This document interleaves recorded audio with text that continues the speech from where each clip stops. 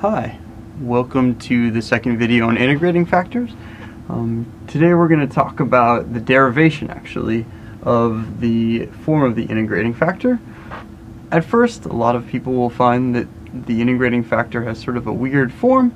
So here we're going to actually show where that form comes from by solving a differential equation. So as we saw in the previous video, our trick that we used was we multiplied through by a function that allowed us to rewrite this left-hand side as a product rule and then solve the differential equation as a whole. So, well, solving the differential equation associated with that problem is precisely d dt mu of t times y is equal to mu of t times y prime plus p of t times y. So we can see that this is exactly the restatement of the product rule problem. Is we want to find some function mu of t that allows us to rewrite this equation as a product rule. So now all we have to do is solve for mu of t. So doing so, we differentiate this side of the equation. We get d mu dt times y plus mu times dy dt is equal to mu dy dt plus mu times p of t times y. Great. So at this point we see that there are two terms that we can just cancel out.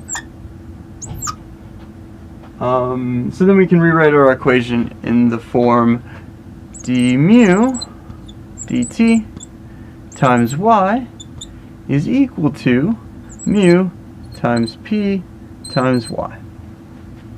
Great. So now all we need to do is first divide out by y, and then we can see that this looks like something that we could easily handle using separation of variables, which is the following form.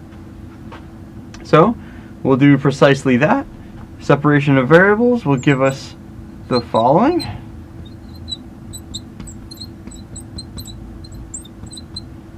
Which we then integrate on both sides.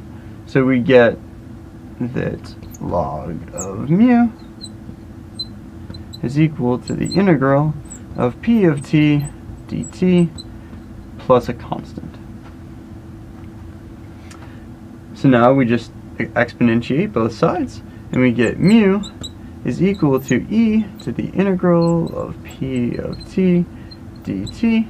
And of course we would have to exponentiate the constant as well, which we can just write as d, which d is just e to the c, integral of p of t dt. So in general, because we're going to multiply the integrating factor through on both sides, we actually don't need this term d, this coefficient in front of the exponential. And with that, we have our integrating factor, and we can solve all sorts of problems of this form. Thanks.